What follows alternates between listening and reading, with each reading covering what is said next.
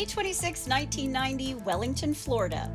A doorbell rings and a wife and mother opens the front door to find a clown with an orange wig, white face, red nose, and gloves holding flowers and balloons.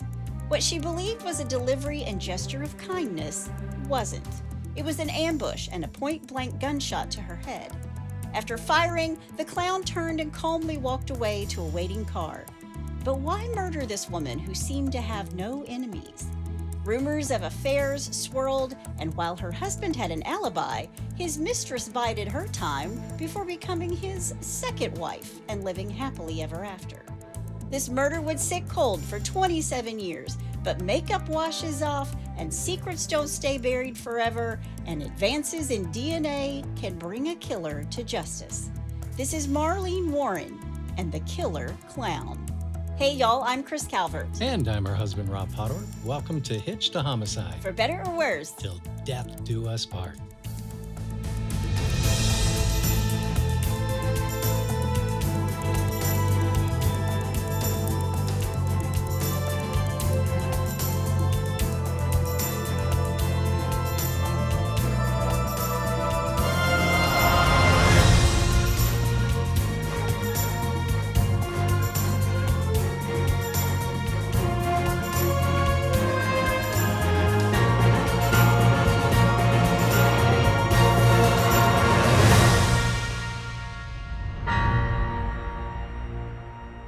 welcome back everybody. Yes, welcome. And for our friends off the Ivory Coast. Yes.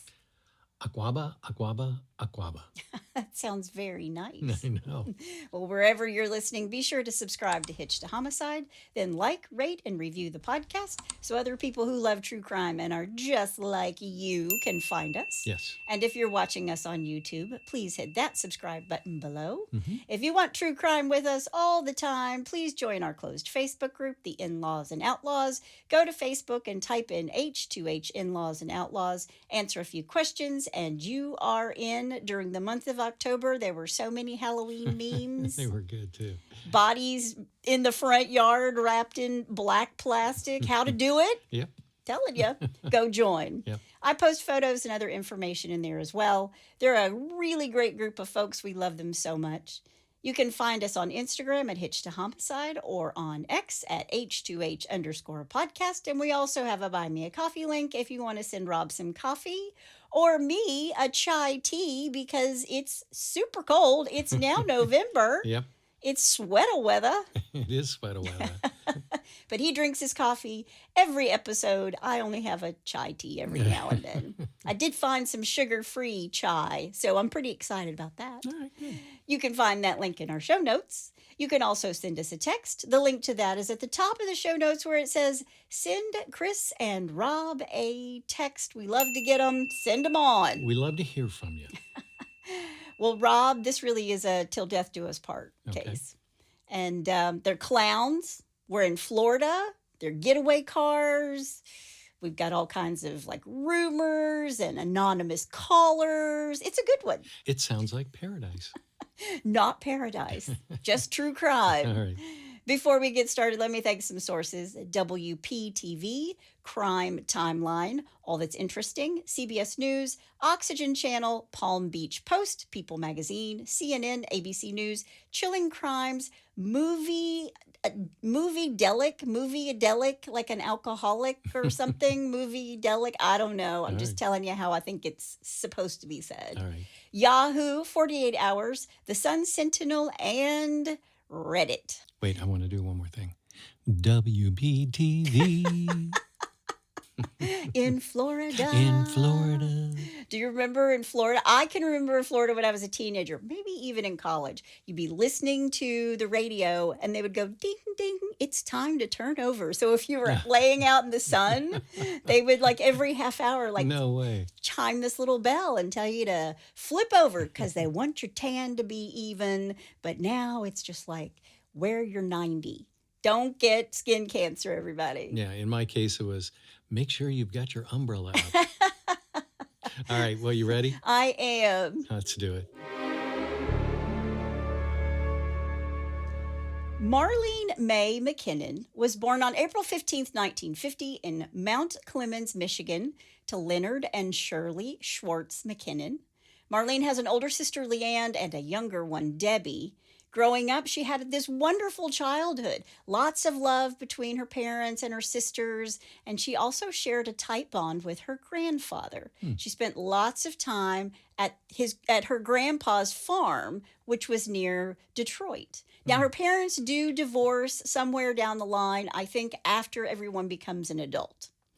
She went to New Haven High School, and when she's a kid, she loved clowns. Ugh. Her childhood room was decorated with clowns, and she even liked to paint them. Do you like clowns? There are people who are deathly afraid of clowns. Yeah, I'm not afraid of them, but, they don't do anything for me. Ronald McDonald does nothing for you? No, not at all. Just the fish sandwich. That's about it. I like when the clowns get out of the tiny little cars. I need 40. They just keep getting out. They just keep getting out. And you're like, where did they all come from? Yeah, exactly. When Marlene is just a teenager, around 16, she marries John Ahrens. I don't know if she got pregnant and then they got married, but by the time she is 18 years old, she's the mother of 2 sons, John Jr., who goes by Johnny, and Joseph. I can't imagine having 2 boys. At 18. At 18. Holy Moses. I was only worried about what I was wearing when I was 18. Exactly. She loved these boys and they were her whole world. But by the time she's 20 years old, she's a single mom of 2 after she and John divorce. But in this same year, 1970, she meets 18-year-old Michael Warren. And these two fall in love. And on April 27th, 1972, just 2 years later, Mike and Marlene marry. And Mike would raise Johnny and Joe as if they were his own flesh and blood. Now, I don't know really what happened to her first husband. I know that he was alive during all of the things I'm going to talk about in this true crime, but apparently he wasn't that close with his kids, or maybe he was, and I just couldn't find that. Okay. Mike and Marlene moved to Florida, West Palm Beach, and they started a new life together. Mike ran a successful car lot business, and they started investing in real estate. And Marlene's a really good businesswoman, and she owns multiple rental properties with her husband in West Palm. And she also worked as, get this, a cargo ship inspector. Really? Yeah. Wow. That's like very specific, but Yeah. I mean, I guess if you live on the coast and cargo's coming in, somebody's got to inspect it. She was one of them. That's amazing. Mike and Marlene started to make some real money. They're living a very comfortable life together. But in September of 1988, Marlene's firstborn son, Johnny, is killed in a tragic car accident. I looked this up. I found the article in the newspaper, and apparently he failed to stop at an intersection and he hit another car. He died at the scene. Wow. The other driver was fine, but Johnny was only 22. Now, Marlene's 38 at this time, and she is just devastated. And according to many friends who are quoted in loads of sources that I read, Marlene was never the same after this, which you can completely understand. How could you be? But I think it took a toll on her marriage as well, because it's also around this time that Marlene's husband, Mike, begins an affair with a woman who works for him, 27-year-old Sheila Keen. Sheila Marie Sheltra spent most of her childhood in LaBelle, Florida. Her family moved to Martin County, Florida around 1980, where she attended high school. Her father, Robert, owned a construction company in Indiantown, Florida. In 1984, Sheila was arrested for shoplifting in Palm Beach County, Florida. That was followed up with a felony theft charge in the summer of 1986. Wow. That's according to the police records. Okay. She was sentenced to 6 months probation. So she's a kid, but getting into trouble. Yeah. In May of 1987, she married Richard C. Keen. Everybody called him Spud.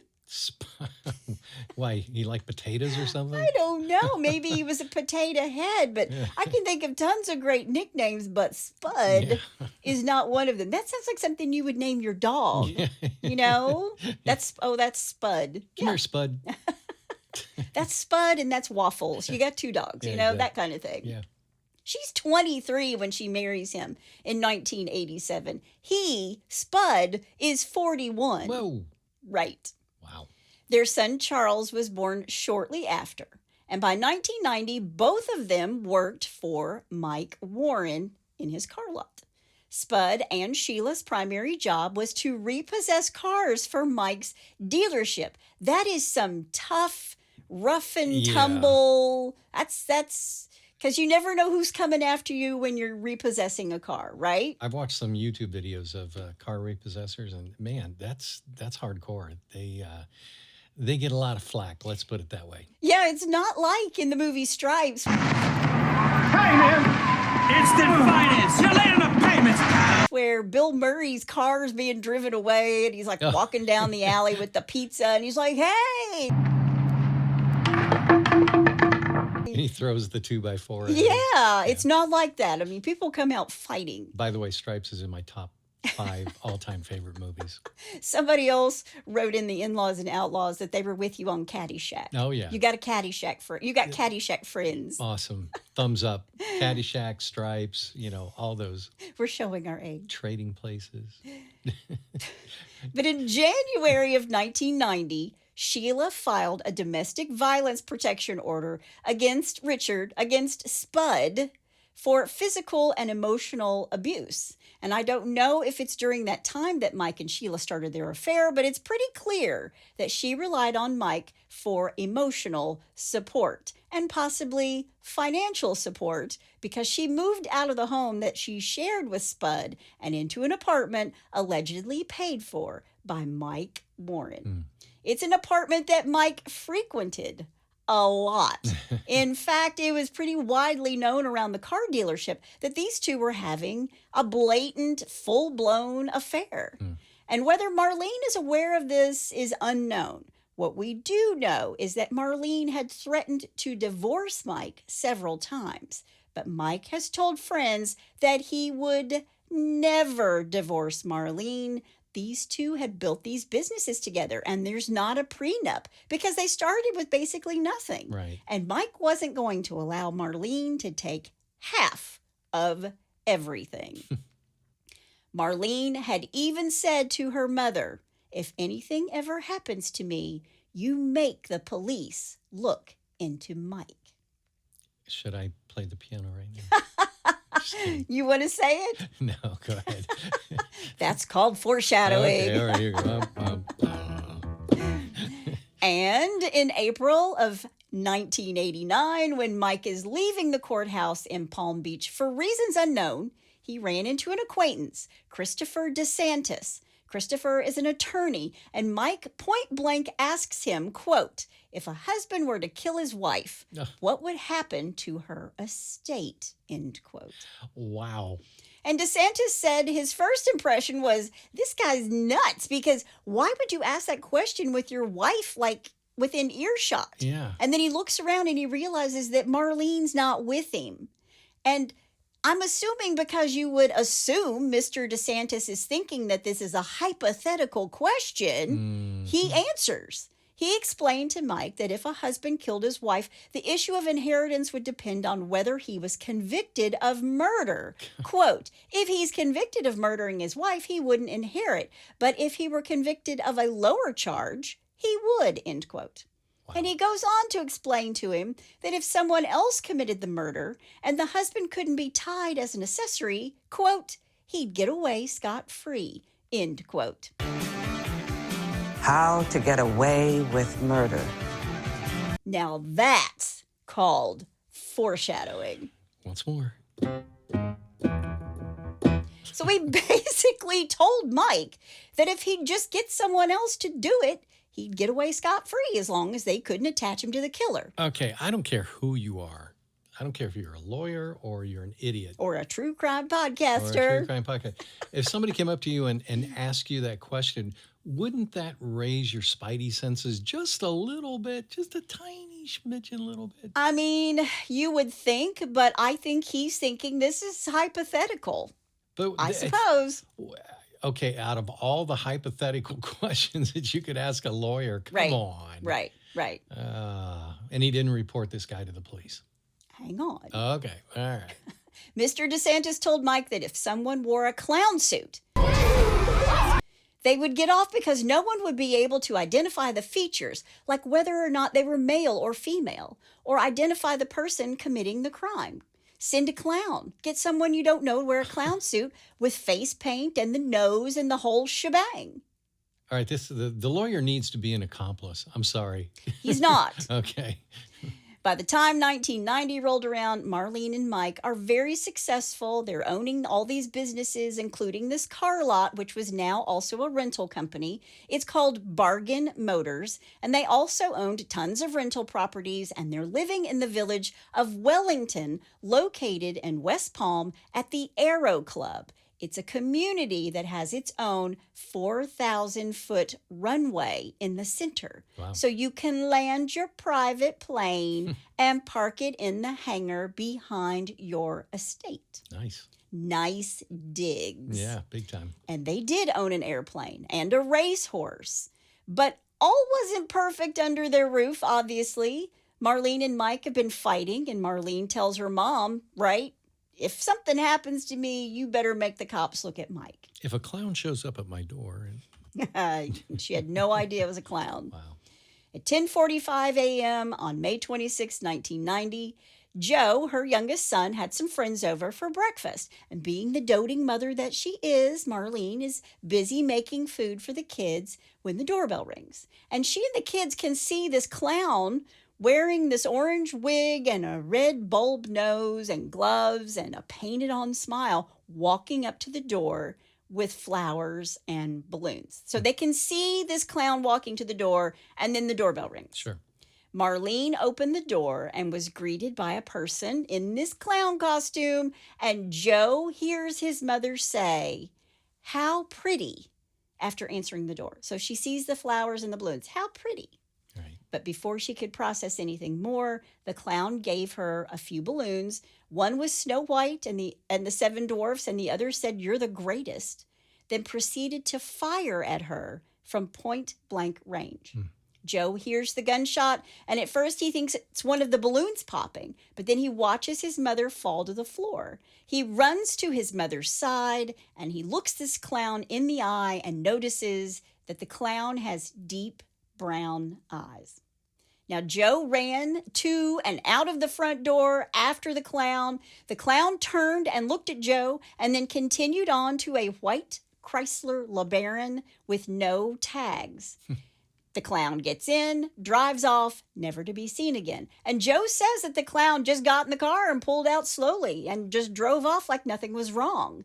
And one of his friends called 911 and stayed with Marlene because she is still alive, while Jo and another friend jumped in Jo's car and tried to chase after this white LeBaron, but they never do catch up. Now, one of the questions I had from the get-go after reading all of this is that if this is a place that you can land your private plane, do they not have security to get into the community? I mean, so many places you have to stop and buzz in and... Yeah. Well, but we have a neighborhood that's just around the corner from us that has, security gates and stuff, but they're open during the day. True. And this is at 10:45. Yeah. Back at their home, Marlene's been shot in the mouth and is critically wounded, but she is alive. She's immediately taken to a hospital where she's placed on life support with the family hoping that she's going to recover. But unfortunately, that just doesn't happen. As Marlene's condition never improves, she is taken off life support on Memorial Day, May 28th, 2 days after the attack. Uh-huh. The cause of death was a gunshot wound to the head. Now, with no other evidence apart from the balloons and the flowers the police got from the home, they launched an extensive investigation. At 1:18 p.m., just 3 hours after the shooting, the Palm Beach Sheriff's Office receives an anonymous call from a female caller telling them to look at Marlene's husband, Mike Warren. Now, Mike has an alibi. He was on his way to a racetrack in Miami with two of his buddies. So he's got an alibi and that it's not him, at least personally. Right. He tells the police that Marlene was the one who was in charge of renting their properties, and she was also the one who would have to evict tenants. And he tells the police it must have been somebody who was holding a grudge against her. But this same anonymous caller mentioned another name, 27-year-old Sheila Keen. And police look into Sheila and discover that she's separated from her husband, Richard Spud. And as they ask around, they discover that Mike and Sheila were having a torrid love affair. Car lot employees revealed to the police that Mike was having a brazen, long-term affair with a very young coworker.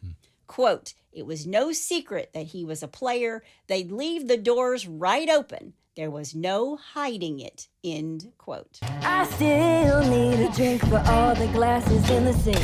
That's one of his employees saying this. All right. At 3:18 p.m., detectives interview Mike. He gives them his alibi, his solid alibi. Then at 7:30 p.m. that night, the owner of a costume shop, Spotlight Costumes on South Dixie Highway in West Palm, contacted detectives saying a woman with long, dark brown hair and big, beautiful brown eyes purchased the costume 2 days before the murder. When shown a photo of Sheila, this witness and another who was working at the shop at the time, they confirmed that they thought Sheila had been the one who had come in looking for a clown costume. They also claimed that the woman was in a hurry and that she had requested extra face whitener for, quote, complete facial coverage, end quote. But the woman passed on the large, floppy shoes. Got to make a quick getaway. Can't do that in clown shoes. Yeah. Based on the receipts from the store, detectives purchased an identical wig as the one purchased just days earlier by the clown from the Spotlight costume shop.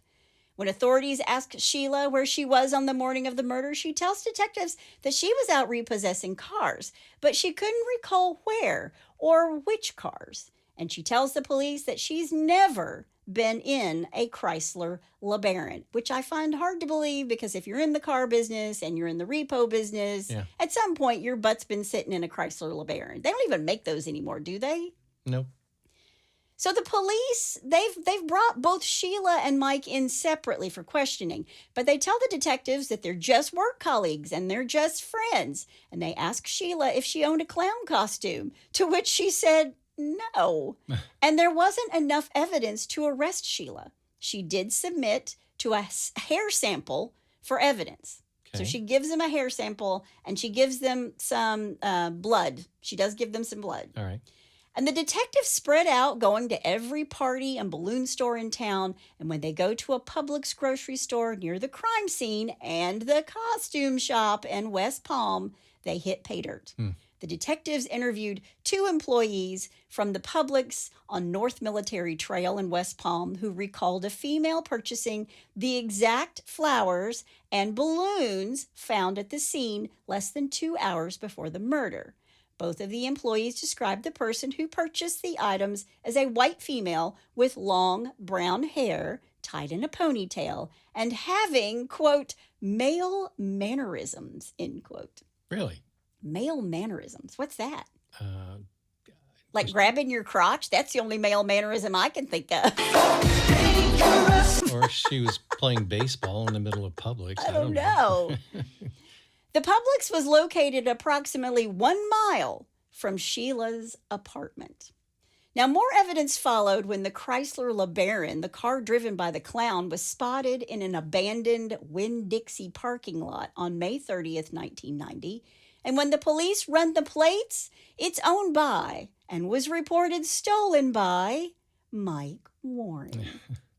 And on the subject of this white LeBaron, detectives also interviewed several witnesses from a Bargain Motors, which is owned by Mike. It's theirs. And numerous witnesses recalled an incident occurring approximately 45 days prior to the murder, where a married couple, a Mr. and Mrs. Restivo, I think they were an older couple, called a Bargain Motors, believing it to be a, quote, Payless car rental, end quote, trying to return a white Chrysler LeBaron they had rented. Is that a coincidence? I think not. Okay. The witnesses recalled Mike telling the couple just to leave the keys in the visor and that the car would be picked up. He knows It's not his car. Yeah. Mr. Claude Poitras, an employee of a Bargain Motors, told investigators that shortly after the phone call, he drove Mike Warren and Sheila Keen to Payless Car Rentals and observed them getting into a white Chrysler LeBaron and drive away. The same man stated that Mike told him not to say anything to anyone about the LeBaron. They stole this car from Payless Car Rental. Wow. Upon searching the car, a brown paper bag from Publix was discovered in the trunk, and strands of long, dark hair, along with orange fibers, were found inside the car. Orange fibers from a clown wig. Yeah. This is when they get a search warrant to rifle through Sheila's apartment. And while they're doing this, neighbors would tell police how they had assumed that Mike and Sheila were married. That's how often these neighbors said they saw him. And they claimed it was all hours of the day and night that Mike would come and go. Inside the apartment, police collected evidence finding long dark hair. Of course, she's got long dark hair. Yeah, she lives there. sure. But they also find bright orange synthetic fibers consistent with an orange clown wig. Exactly what they found in the LeBaron. And this was 1990, right? 1990. Yeah, so DNA wasn't. Not quite a thing yet. Yeah. The items also collected from Sheila's home were 2 pair of black lace-up style shoes, which were consistent with the shoes that Joe, Marlene's son, and his friends said the clown was wearing. Remember, no floppy clown shoes. Sure. Crime scene investigation processed the shoes and recovered various hair fibers from the bottom of the shoes, specifically orange, yellow acrylic fibers and burgundy fibers. Police found fibers from the clown wig and human hair in the car, and after searching Sheila's apartment, detectives found these orange fibers, and they say that it matched the wig, and the burgundy fibers actually matched the car mats of the Chrysler LeBaron. Okay. Now, the costume and the gun are never, ever found. Of course not. Yeah. They thought they were smart enough to, whatever. Now, they also find hair on the ribbon from the balloons at the crime scene. This orange-yellow acrylic hairs from the wig purchased from the Spotlight costumers.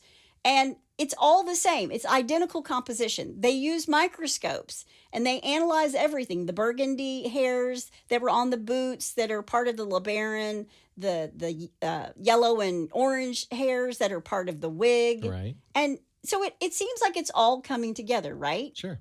Now, DNA analysis on the hair concluded that Sheila, could not be excluded at the source of the hair. And further DNA analysis on the skin portion of the hair root concluded that the defendant is the source of the skin on the hair located in the Chrysler LeBaron. So they can kind of put her in the Chrysler LeBaron. So DNA was starting to be used. It was starting to be used. Okay. It was. But it's not like it is now where they Yeah. can take like the tiniest bit of something and glean DNA from it. And I also remember during that period of time where lawyers would say, this isn't, DNA isn't exact. That's right. Yeah. And it's important that you said that just now, because they take all of this to the DA and he says there's not enough to get a conviction, let alone a warrant for Sheila's arrest, because it's all circumstantial. And they don't want to take something into a grand jury Right. when it's going to eventually go to trial, and the defense is just going to be like, they've got nothing. Yeah. They're wasting your time. Your Honor, we want to throw all this evidence out. Yeah. Yeah. Marlene was shot with a .38 caliber .357 gun, something they learn after her autopsy because they recover the bullet. But again, they never find the gun. But police learn that Sheila actually does carry a gun with her while she repos cars. But the gun that's in her possession is not a match to the murder weapon. Yeah.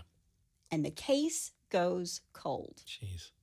Then while police are looking into Mike for the murder or conspiracy to murder his wife, see, the police are like, maybe the DA is not going to take this, but we're going to look into this cat a little bit closer and we're going to see what we can dig up. It's almost like we know that he did it. We know that she was involved, but We can't prove it. we can't prove it right Yeah. now. Yeah. And what the police discover is that Bargain Motors, Mike's car business, was involved in a bunch of fraudulent activities. They raid Mike's car lot in October of 1990, just 5 months after Marlene's murder, and they find evidence of racketeering and odometer fraud. Oh. He was rolling back the odometers on the cars from his rental business in order to get the cars repaired under their warranty for free. And then he was selling the cars for more money than they were worth. Wow. Which makes it tracks because this is a guy who stole a rental car. Yeah. Yeah, this is nothing. That's small potatoes for him. Yeah. On October 26th, Mike was arrested and charged with 66 counts, including odometer tampering, grand theft, and racketeering. He was convicted of 43 of those counts and sentenced to 9 years in prison, Wow. which he began serving on March 31st, 1994, so 4 years after Marlene's murder. Okay. He would only serve 7 of those 9 and is released on December 31st, 1997. Okay. And when he's released, who do you think is waiting for him? No, you know who. Sheila's waiting for him. But she's still married to Spud and would be until April 29th, 1999. Oh, wow. Now, by the way, Richard Spud Keen does pass away in 2016. Wow. Now, in 1999, after she's divorced from Spud, this is when the two of them moved to Abington, Virginia. They want a fresh start, and Sheila has even changed her name to Debbie. Something she's later going to tell the police is a nickname. Now, Rob is Robert. His nickname is Bill. I call him Robbie. Yeah. Or you might think that somebody might call him Red, but I don't Yeah. think anybody ever has. No, all my friends from my youth, they call me Robbie. Robbie. Yeah, and I right. call him Rob. That's sort of my little sweet name for him. Yeah. One Now- of my best friends, Tommy Milligan, he calls me Robbie, and I call him Tommy. Yeah. Everybody else calls him Tom. Tom. Yeah. Right. Well, that's what you do with people that you've known Yeah. your whole forever. life. I'm a Kristen. I go by Chris. And I call you Chrissy every once in a while. Right. My family calls me Chrissy because when I was a little girl, that's what they called me. Yeah. But she's Debbie. From Sheila to Debbie. Now, they live in Virginia for a bit, but they ultimately moved to Kingsport, Tennessee, where Mike opens a fast food place called the Purple Cow. And he and Sheila live in a beautiful, sprawling estate together. And in 2002, these two sneak off to Las Vegas, where they get married on August 15th in the Little White Chapel. I get married in the chapel, oh love. I get married in the chapel, oh love. That's Back to the Future, which is my all-time favorite movie. Well, I just keep picturing like Elvis married them or something. No, Oh, thank you very much. thank you very much. I'll pronounce you a man My and name wife. wife. You may kiss the bride. And then he like opens up his cape. There you go. I'm glad you got this hunk of beautiful. There it is. There it is. 14 years after Marlene's murder, a cold case unit had retested old evidence and determined that Sheila's DNA matched the hair found in the suspected getaway car, to the point where they could actually say, that's her. Yeah, 100%. 100%. And when investigators started looking for Sheila, they learned that she had started a new life with an old flame, Mike Warren. And the couple married in 2002, 12 years after the murder. This is the police discovering all this. Yeah. And they realized that she's now Debbie Warren, Yeah. Mike's new wife, and it's actually Sheila Keen. And now with new DNA testing available to them, they decide to test everything that they collected from Sheila against this strand of hair, the stuff that they found on the balloons at the crime scene, all of it. And everything is a perfect match.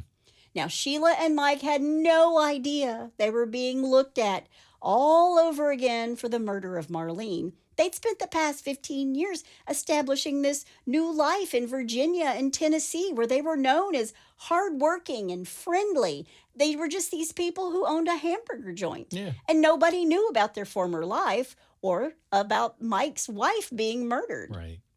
That is, until September 26, 2017, when a U.S. Marshal pulled over their black Cadillac Escalade in Virginia when Mike and Sheila are coming home from a trip.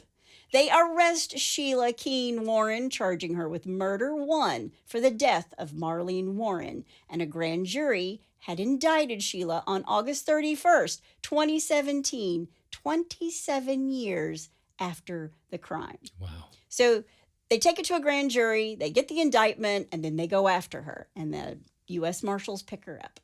And when detectives spoke with employees of the Purple Cow, one employee said Sheila, or Debbie as they called her, had dressed as a clown at the restaurant one year during Halloween, and even provided detectives with a picture of her appearing in clown makeup. Wow. That's some balls on that clown. Yeah.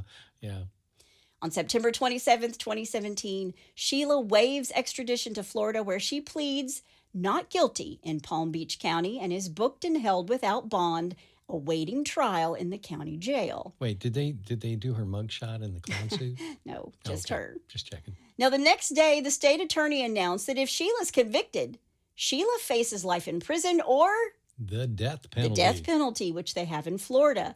Now, with Sheila in jail, detectives continued their investigation to ensure a very strong case against her, and they continue the investigation of Mike Warren. And by all accounts, investigators were not letting go of the idea that Mike was also involved in the murder of his wife. Then police received a tip from a man by the name of John Warren Jr. John's father once worked for Mike, and Warren tells detectives that in October of 2017 that he didn't think Sheila was the shooter. He also told them that Mike had sent him a Facebook friend request just recently, just right after Sheila is arrested by the U.S. Marshal. Months later, John Warren tells detectives that he had information that would lead them back to Mike for the murder of his wife. Oh, wow. He claimed that his father, years ago, made a deathbed confession. He said his dad told him that he drove a second getaway car the day Marlene was killed. Really? He also said that his dad confessed that the car and the gun that killed Marlene had been discarded in a canal. Now, he also tells the detectives that he'd been texting with Mike and exchanging Facebook messages and phone calls after Sheila's arrest. And Mike offered to buy him a house if he could help Sheila by testifying in her defense. Okay. Now, the detective who's been in charge of this once it comes up the second time around is Paige McCann, and she gets a search warrant for the cell phone records of this John Moran Jr. and his girlfriend and the number he used to contact Mike Warren. She's hoping it's going to lead to information that could implicate Mike in the homicide of his wife, as well as tampering with a witness. And then they can send divers to search for this second getaway car, and they do. Okay. The divers found a 1982 Audi, a car that was reported stolen in 1987. It wasn't one of Mike's repos. There's nothing in it like a gun or a clown suit. And John Moran tells a reporter the police got the wrong car. Now, according to Mike Warren, John Moran led the police on a wild goose chase looking for something to tie him to his wife's murder because he was angry that he had fired his father years ago. But John became increasingly worried that Mike was going to come after him for cooperating with the detectives, and he even asked the police for reward money so that he could relocate to avoid being harmed or killed by Mike. Wow. He thought he needed to go into witness protection or something. Sure. Because he ratted on this guy. Right. So prosecutors originally planned to seek the death penalty for Sheila. It is a first-degree premeditated murder, after all. But in February of 2020, the prosecution said they would no longer be seeking the death penalty, and Sheila's trial is set for May 29th, 2020, 30 years to the week after Marlene Warren is murdered. What was her reason for not going after the death penalty? I think they just realized, we could go for the death penalty. Is that overkill? We really just want to get a conviction. Okay. But when they set her trial, it's like 30 years, almost to the day that Marlene is murdered. But because of COVID, it's 2020, right. Her trial was pushed to April 2021. Okay. Meanwhile, Mike is out there saying, this is crazy. They have no more evidence now than they did in 1990, and my wife is innocent. But then in 2023, Sheila was offered a, quote, sweetheart, end quote, plea deal. In exchange for pleading guilty to second-degree murder, she was sentenced to 12 years in prison. Now, I think this is because the courts were so backed up through COVID. They were like, let's just get through these. Let's just get through as much as we can. And they offer her this deal. Wow. April 25th, 2023, Sheila Keen Warren, age 61, pleaded guilty to being the person who dressed up in a head-to-toe clown costume on the morning of May 26, 1990, and shot Marlene Warren, a mother and wife, in the face. Wow. Sheila was sentenced to 12 years for one count of second-degree murder, with credit for more than 5 years of time already served in Palm Beach County Jail since her arrest. She served her sentence at Gadsden Correctional Facility in Quincy, Florida, but due to credit for time served and several sentencing guidelines, she would be out in 16 to 18 months. What? For killing someone? Yeah. Jeez. But she accepted the plea deal. Yeah, I know. I think she would have gotten more time. It would have been worse.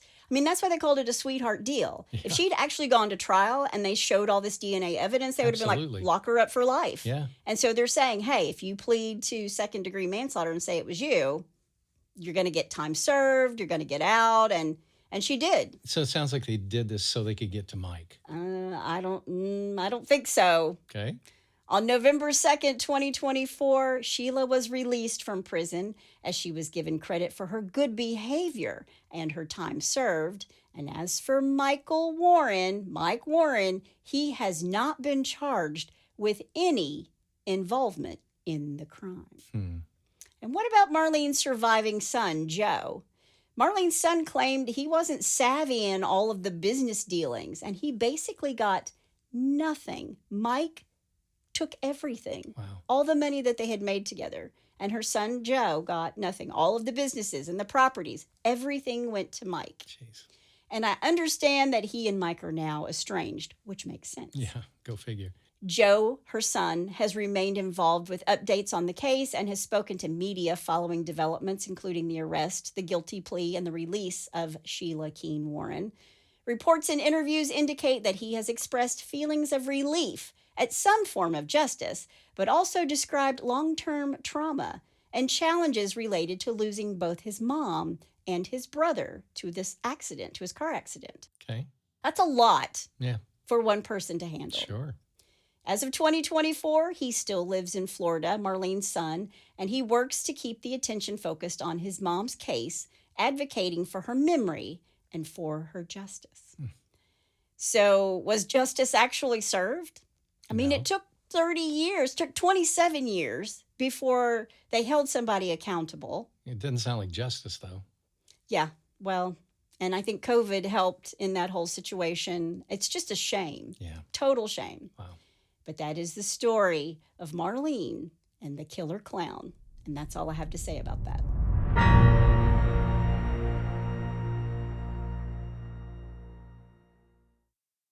Okay, well, here's my take on this whole thing. Okay. Which seems really screwed up. First of all, wouldn't the lawyer who initially was approached by Mike to say, if I were going to kill my wife, or if someone was going to kill her wife, how would they get away with it? He does come forward.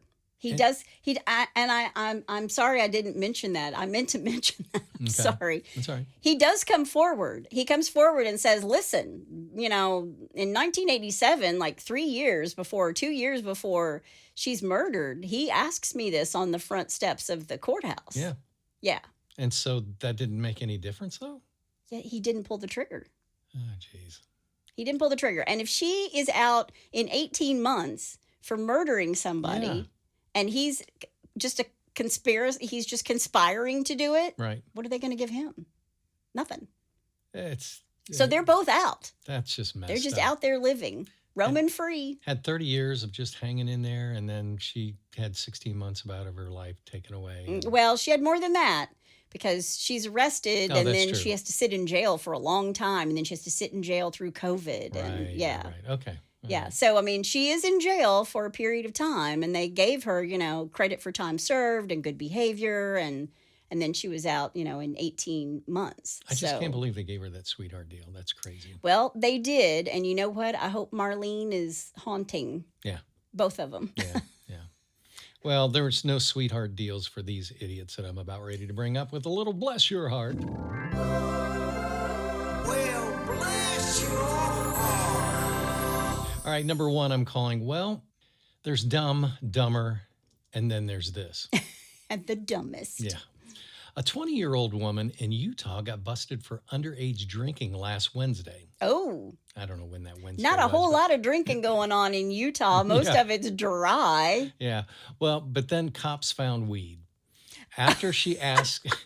Okay.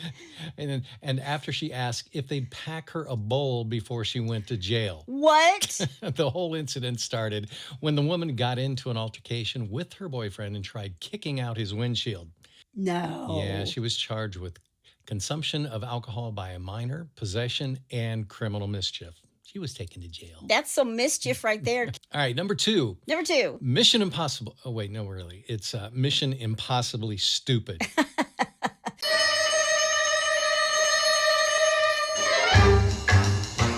Dun, dun, dun, dun, dun, dun. Very nice.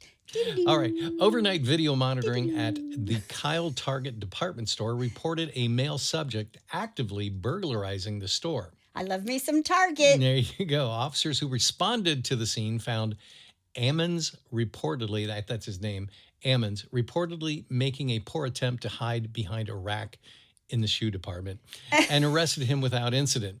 Kyle police said in a release that a little over $25,000 worth of merchandise was recovered at the scene. Oh, wow. Yeah, this is the part. Store surveillance video shows Ammons as he reported smashed electronic cases with loaded duffel bags with items. He allegedly also had cut a hole in the roof and entered Mission Impossible style. Wow. With a rope and a harness. Kyle Police Chief Jeff Barnett said in the release that Ammons was equipped with a two-way radio with an earpiece and admitted he was communicating with a getaway driver, but he refused to identify the driver. Wow. Yeah, Oh, police gosh. police are still looking for the driver of the getaway car, Barnett said.